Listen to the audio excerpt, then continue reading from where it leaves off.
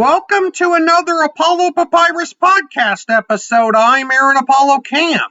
For this episode, my interview guest is a counselor for the Calgary, Alberta, Canada-based Recovery Arts Counselling, a martial artist, and the author of the book, The Martial Art of Recovery, Self-Mastery Practices to Subdue Addiction and Achieve Mental Wellness. His name is Eric Fisher, and my interview with Eric will follow the teleportation sound. Eric Fisher, welcome to the Apollo Papyrus podcast. Thanks for having me, Aaron. Okay, I'm going to let you know that this is an audio-only podcast, so if you want to turn your webcam off and leave your microphone on, that would be perfectly fine. Yeah, sure. Sounds good.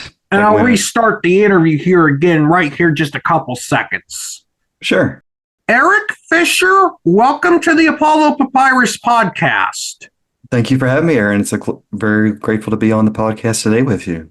Feel free to introduce yourself to our listeners.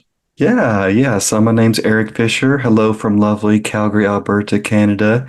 I'm here in my duplex here, speaking with Aaron, and it's a lovely day outside in September. And I'm a Canadian certified counselor, been in the field for over 14 years. I have a private practice here in Calgary.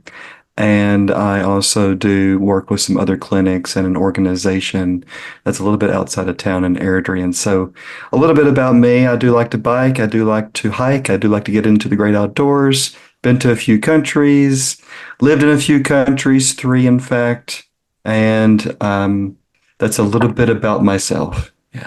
Your book is titled The Martial Art of Recovery, Self-Mastery Practices to Subdue Addiction and Achieve Mental Wellness.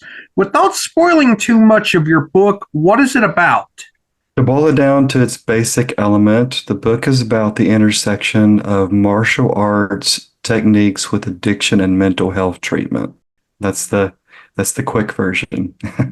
Yeah. And so what I'm doing is I'm bringing in concepts, techniques, different ideas from martial arts, since I have a prior experience with that with 2 different martial arts approaches. And I'm using that knowledge and applying that to how to help somebody with certain addiction concerns and also with mental health concerns with anxiety, depression, and trauma. It can be used for other ones, but that's the 3 mental health challenges that I outline in the book. Yeah. Do you regard recovering from addiction as analogous to a martial art, and why? Yeah, I do see recovering from addiction as analogous to recovering from, like, going with martial arts with addiction, because I can look at the addiction as an opponent. So there's this metaphorical piece where it's kind of like a personification of addiction. So we can look at the opponent and we can see that the opponent tries to use a lot of different tricks up his or their sleeve. And the book wants to be able to challenge those tricks in different ways. And so that's where the techniques and the different concepts come into play. And so I do see it as analogous. I do see that there is an intersection there. How important are the self-mastery practices that you describe in your book to someone who is trying to end a substance abuse addiction, whether it be alcohol, drugs, or any other type of addiction? Yeah, I think that it's quite important. Just looking at it from the martial arts angle, when people are using mood-altering substances like alcohol or cocaine or Dilaudid or heroin or whatever it is, they're trying to escape. They're trying to escape, reward, relief for themselves. And so trying to find out different ways to help someone, whether it's harm reduction or whether it's abstinence. In the book, I don't really advocate or say, a person needs to go a certain way. They just need to choose one, but the one that they choose does not need to betray themselves, whether that's harm reduction, where it's limiting the amount of usage than what's been prior used, or actually abstaining. And so, yeah, I do feel like it's a different approach because it's not traditional when it comes to using martial arts techniques, but I do feel that there's a lot of application that goes along with a lot of traditional approaches like cognitive behavioral therapy or motivational interviewing, spirituality even. Since achieving mental wellness is part of the title of your book, how do you define mental wellness? That's a good question, Aaron. I define mental wellness in a holistic way where we're looking at the bio, psycho, social, spiritual aspects of whether it's addiction recovery or for mental health. And so we're looking at the biological or the medical, the physical for somebody, diet, exercise, sleep. We're looking at the psychological as well, which would go into, emotional intelligence, being able to tap into what I'm feeling, being able to know when maybe there's some stinking thinking happening with the substance use, and I need to maybe challenge some addictive thinking. Social support, so that goes into the social aspect. So that's usually quite important for most of us, regardless of whether there's addiction or not, or mental health concerns.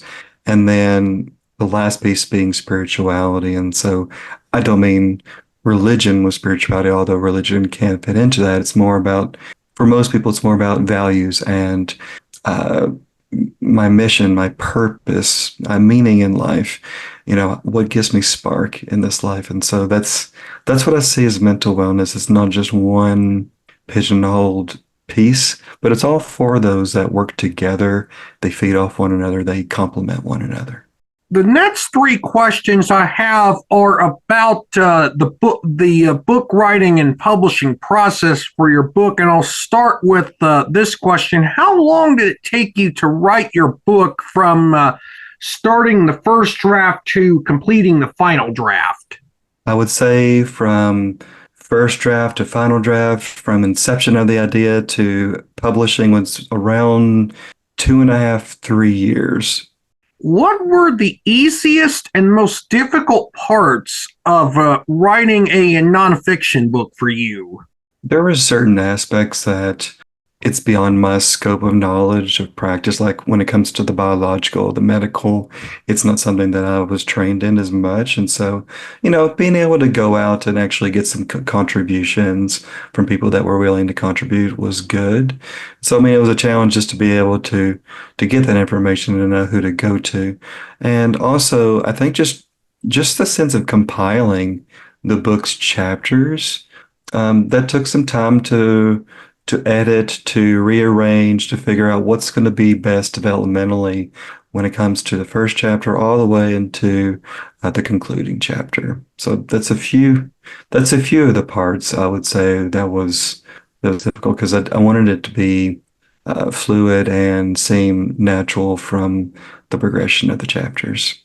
Is the martial art of recovery self-mastery practices to subdue addiction and achieve mental wellness, is that self-published, traditionally published, or published by a hybrid press? I had a hybrid press seek me out, and they actually did read it, and they gave me a review on it, and they wanted to go ahead, but I decided to actually do a self-publishing just through different outlets like Amazon. I think I used Drafted Digital and also Amazon for the self-publishing. I didn't have this particular question written down, but it is a follow-up to the previous one. Why did you decline the hybrid press offer? I noted that a hybrid press actually sought you out, not the other way around. Yeah, so, and I did get a few of those, looking back on it, it might have been the idea that I sent it in to them, so I could be mistaken. So just to rewind that, I might have sent it in first, and then they wanted to move ahead with me. So, but regardless, they wanted a certain fee along with the publishing, and so it's not something that I was looking to do, and I didn't want to have to go through the stipulations and go through the different guidelines there. And so I decided to do the self-publishing aspect, and it's the first book I've ever published. And so I do hope that, it was a lot of work for sure. It was my first time, and I try to seek out, just research on how to do that the most effective way possible. But it was definitely a challenge with all the different bits and pieces. So really, it just came down to personal preference. And I appreciate them going through a very, very rough draft, like even before it was edited. And, they wanted to move forward, but I decided to go a different way. The next three questions I have are all about or are at least indirectly related to your work as a a therapist. You're a master practitioner of accelerated resolution therapy, or as its acronym is known as ART. What is accelerated resolution therapy? Oh, okay. Let's see, where do I start? So, accelerated resolution therapy came from a practitioner in the States, Lainey Rosenzweig, and she was being trained in EMDR, which is another therapy that is similar, albeit there's a lot of different aspects. Eye movement, desensitization, and reprocessing, and that's been around since, well, the 80s at least. And she saw a different way. And she actually started to develop accelerated resolution therapy from the ground up. And so that therapy uses bilateral stimulation or eye movements. And what that therapy does is it changes negative images to positive images in the brain. And so I'll just take a case example for trauma. If someone's been through like a vehicular accident, what they're going to do in the therapy is they're going to put what we call the director scene. They're going to put something in front of what happened to them, and that's going to be the reality for them when they look back. And so the whole tagline of the therapy is keep the knowledge but lose the pain. And so these images that are distressful, debilitating, those are shifted, those are changed. Core beliefs, they're shifted, they're changed. And so a person's able to, when they look back, it's something that they actually have more control of, that's less distressful. It's actually peaceful, relieving, more controlled, just less threatening in a real or metaphorical way. And so that's the therapy really quickly in a nutshell is we're using a bunch of therapies interwoven into this therapy. So it's like cognitive behavioral therapy on steroids. It also has Gestalt, psychodynamic therapy, and yes, it's an eye movement based therapy. And so it's very limbic system based where we're working with sensations, we're working with emotions, and that's the therapy really quickly. I mean, there's a lot of moving parts and it uses a script, very nonverbal, very non-invasive. I've been through some therapy sessions where I didn't know all the let's see, like all the descriptive, like all the little parts of what someone's going through because they don't have to verbalize it to me. You run Recovery Arts Counselling in Calgary, Alberta, Canada. What services does Recovery Arts Counselling provide to its clients? Yeah, so usually that's individual counseling, but I also do couples therapy and also family counseling. I will specialize often with trauma, addiction, depression, stress, anxiety, grief, relationship concerns. And yeah, so that's primarily what I do is either virtual or in-person sessions doing counseling. Yeah. And I mean, I am a consultant. Like I can do the MBTI, the Myers-Briggs Type Indicator. I am a certified practitioner to facilitate that. If someone wants to do the report and talk about that report for their personality preference, then I'm more than welcome to do that as well. In addition to your work for Recovery Arts Counseling, you're a professional consultant for the Thumbs Up Foundation, which is based in Airdrie, which is a suburb in the Calgary metro area. What areas does the Thumbs Up Foundation serve, and what services does it provide? The Thumbs Up Foundation primarily serves the Airdrie community, which is just a little bit north. Yeah, so it is like Calgary metropolitan. It's a little bit further north of Calgary. And they serve that local community. But I mean, they do serve different people in Calgary as well. And they do serve people that, not many, but some that are quite a ways out from Calgary and Airdrie. And so they could be in a different part of the province of Alberta.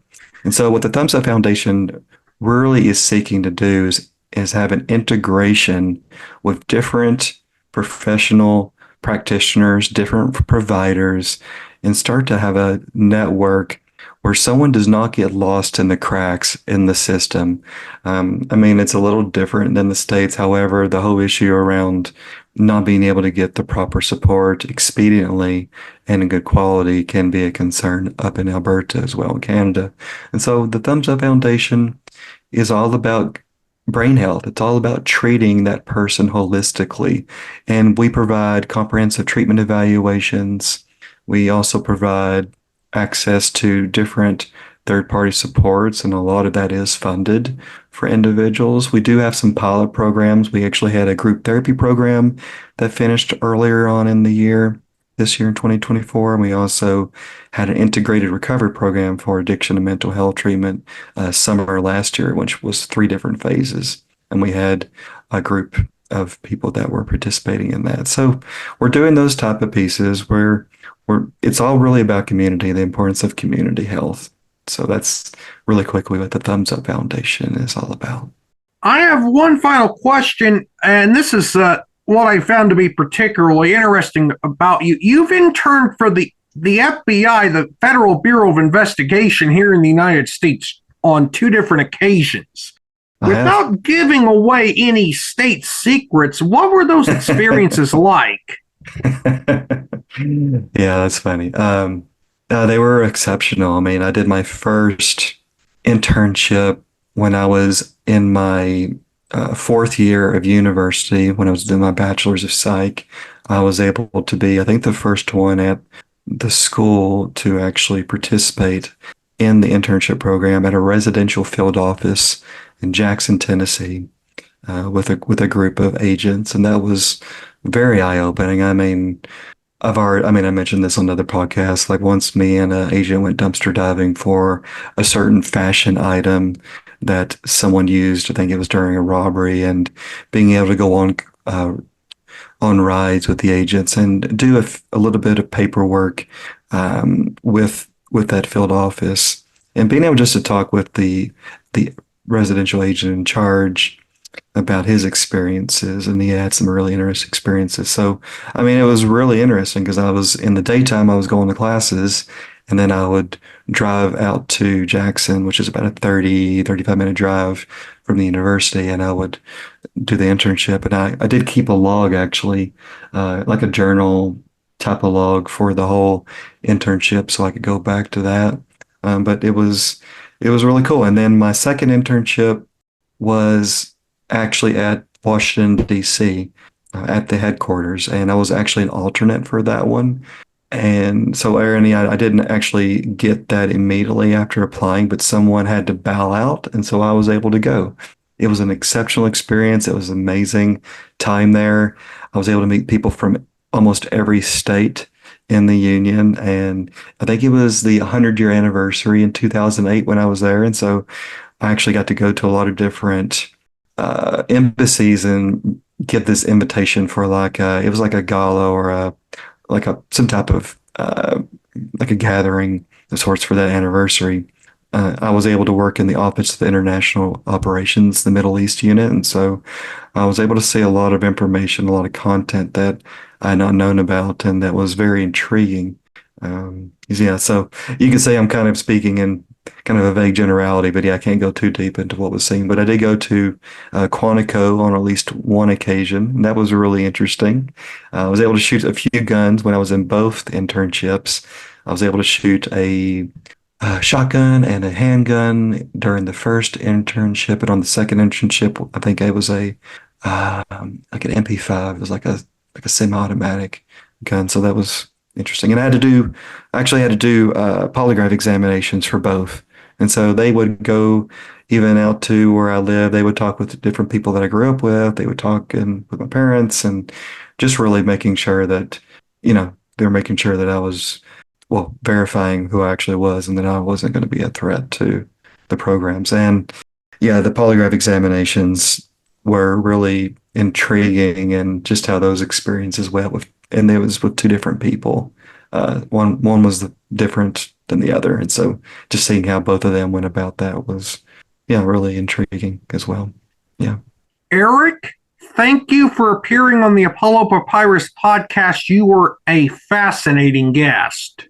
Thanks, Aaron. Yeah, thanks for having me on. I appreciate the very thoughtful and insightful questions and the time with you today. Eric was an insightful guest, and I hope to read his book soon. This is Aaron Apollo Camp reminding you all to find your writing and reading purpose. Bye for now.